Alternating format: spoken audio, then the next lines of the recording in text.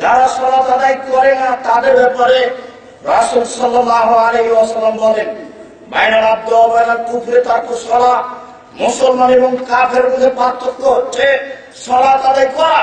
যারা সালাত আদায় করে তারা হলো মুসলমান, আর যারা সালাত আদায় করে না তারা হলো কাফের। রাসূল সাল্লাল্লাহু আলাইহি ওয়াসাল্লাম ওই বাক্যে কথা বলেছেন, মুহাম্মাদুন ফারকুন বাইনান নাস। মুহাম্মদ সাল্লাল্লাহু আলাইহি ওয়াসাল্লাম হচ্ছেন মানুষের মধ্যে পার্থক্যকারী। যারা মুহাম্মদকে মানে তাই মুসলমান, যারা মুহাম্মদকে মানে না তাই হলো কাফের। এই কথাই রাসূল সাল্লাল্লাহু আলাইহি ওয়াসাল্লাম বললেন, মান তারাকা সালাত মুতাআম্মিদান ফাকাদ কাফারা। কেউ যদি ইচ্ছাকৃত সালাত ছেড়ে দেয় তাহলে সে কাফের হয়ে যাবে। এই বাক্যটি সেই কাল থেকে বিদ্বানগণ এক এক রকম বলছেন যে মান তারাকা সালাত মুতাআম্মিদান ফাকাদ কাফারা, কেউ যদি ইচ্ছাকৃত সালাত ছেড়ে দেয় তাহলে সে কাফের হয়ে গেল। আমরা যেভাবে বুঝেছি সেইভাবে এইসব লোকগুলিকে মহা পাপী বলছি, কিন্তু অমুসলিম বলতে পারছি না। অমুসলিম বললে তাকে হত্যার আদেশ দিতে হবে, তাকে হত্যা করা যাবে। তবে আপনাকে অন্তত এইভাবে মনে রাখতে হবে, সালাত এমন একটি ইবাদত যার কোনো বিকল্প পথ নেই। এ কারণে সালাতের কর্মসূচি হচ্ছে 8 বছর। এইরকম ইবাদত দুনিয়াতে নেই যার কর্মসূচি 8 বছর। 7 বছর বয়সে সালাতের জন্য বলতে হয়। রাসূল সাল্লাল্লাহু আলাইহি ওয়াসাল্লাম বলেন, মুরাওয়ালাকুম বিসসালাত ওহুম আবনাউ সাবঈ সিনিনা। তোমরা তোমাদের ছেলে মেয়েকে সালাত আদায় করতে বলো যখন তার বয়স 7 বছর। ওয়াজরিবহুম আলাইহা ওহুম আবনাউ 10 সিনিনা। তাদের পিটিয়ে সালাত আদায় করাও যখন তার বয়স 10 বছর। এটা পিতার জিম্মেদারি, তাকে উপার্জন করে খাওয়াতে হবে। এটা মূলত জিম্মেদারি নয়, পিতার জিম্মেদারি। এটাই জরুরি যে 7 বছর বয়সের ছেলেকে সালাত আদায়ের জন্য বলতে হবে, 10 বছর বয়সে পিটিয়ে সালাত আদায় করাতে হবে।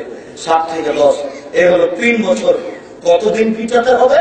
15 বছর পর্যন্ত। ওখানে হলো 5, এই 5 আর 3 8 বছর হলো কর্মসূচি।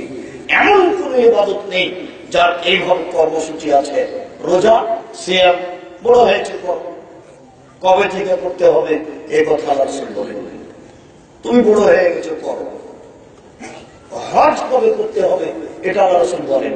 টাকা হয়েছে হজ করো, কোন কর্মসূচি নেই। যাকাত কবে থেকে দিতে হবে কোন কর্মসূচি নেই। টাকা হয়েছে যাকাত দাও। কিন্তু সালাত এমন একটা ইবাদত যার কর্মসূচি হচ্ছে 8 বছর। বুঝতে পারছেন কিনা?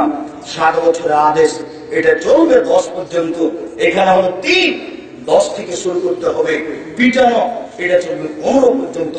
15 বছর বয়সে একটা ছেলে নামাজ পড়ে না, এই ছেলেটা আপনার বাড়িতে আছে, এটা হতে পারে না। মুসলমানের বাড়িতেই তো থাকতে পারে না, আপনি আমার আহলেন। যদি তো এক কথা বারবার বললে কষ্ট হবে। কুমিল্লার বাড়ি ঘেরা নেই তো আহলানি কি বলবো? বাড়ি ফাঁকা, এদিক ওদিক ঘেরা নেই, আবার আহলেন। সাতক্ষীরের মতোই হল। এখন আর সেই দিন নাই, সব বাড়ি ঘেরা। চিনা সব বাড়ি ঘেরা নয়। কুমিল্লা, ফরিদপুর, খুলনা প্রায় এক। এদিকে একটা ঘর, ওদিকে একটা ঘর, মধ্যে গরু গাড়ির রাস্তা। এটা আহলে হাদিসের ভাবে থাকা যাবে না। 7 বছর বয়সের ছেলে নামাজ পড়ে না, ও আহলে হাদিসের কথা মিথ্যে।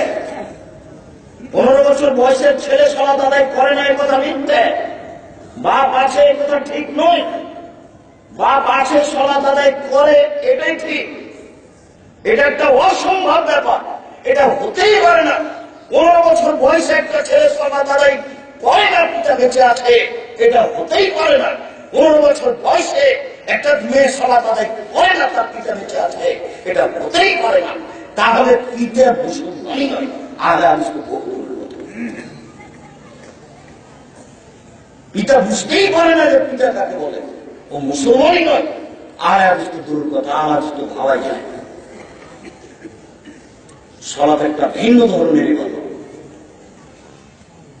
আবু হুরায়রা রাদিয়াল্লাহু তাআলা আনহু বলেন, রাসূল সাল্লাল্লাহু আলাইহি সাল্লাম বলেছেন, উমিরতু মুকাতিলান নাস হাত্তা ইয়াকুলু লা ইলাহা ইল্লাল্লাহ ওয়া ইকিমুস সালাত ওয়া ইউতুজ যাকাত ফামান ফাআলু আসামা মিন দিমাহু ওয়া আমওয়ালাহু। আল্লাহ রাসূল বলেন, আমাকে আদেশ করা হয়েছে আমি মানুষকে বলবো, তারা বলবে লা ইলাহা ইল্লাল্লাহ ওয়া আন্না মুহাম্মাদুর রাসূলুল্লাহ, এরপরে তারা সালাত আদায় করবে, এরপরে তারা যাকাত দিবে। যদি এইরূপ করে তাহলে তাদের অর্থ সম্পদ নিরাপদে, তাদের রক্ত নিরাপদে। তাহলে যারা সালাত আদায় করে না তাদের রক্ত নিরাপদে নয়, তাদের সম্পদ নিরাপদে নয়। অর্থাৎ হাদিসের বিবরণ অনুযায়ী সেই কালে ইমাম আহমদ বিন হাম্বল রাহিমাহুল্লাহ বলেছেন, যে সালাত আদায় করে না তাকে হত্যা করতে হবে, যে সালাত আদায় করে না তার জমি জায়গা অর্থ সম্পদ লুটে নেওয়া যায়। যে সালাত আদায় করে না তার জমি জায়গা লুটে নেওয়া যায়, যে সালাত আদায় করে না তার দোকানপাট লুটে নেওয়া যায়। এই জন্য তো কেতার পার্টি মনে করছে যে এদেশে ব্যাংকে যত টাকা আছে সব আমাদের। আমাদের ক্ষমতা নেই বলে লুটে দিতে পারিনি, সুযোগ আসলেই লুটে নিব। না, তা নয়। এই বিষয়ে সম্মানিত উপস্থিতি, বলছিলাম রাসূল সাল্লাল্লাহু আলাইহি ওয়াসাল্লাম বলেন, আমাকে আদেশ করা হয়েছে আমি মানুষকে সালাত আদায় করতে বাধ্য করব। আমি উকাতে লড়াই করব, আমি আত্মল বলা হয়নি। আমি তাকে হত্যা করবো এই কথা বলা হয়নি। আমি তাকে পিটিয়ে সালাত আদায় করতে বলবো, পিটিয়ে আমি তাকে পিটিয়ে সালাত আদায় করতে বাধ্য করব। যেই কথাটা ইমাম আবু হানিফার নামে ছড়িয়ে আছে, যে আবু হানিফা রাহিমাহুল্লাহ বলেছেন, কেউ যদি অলসতা করে সালাত আদায় না করে জেলখানায় বন্দী করে পিটিয়ে সালাত আদায় করাতে হবে, এ কথাই ঠিক।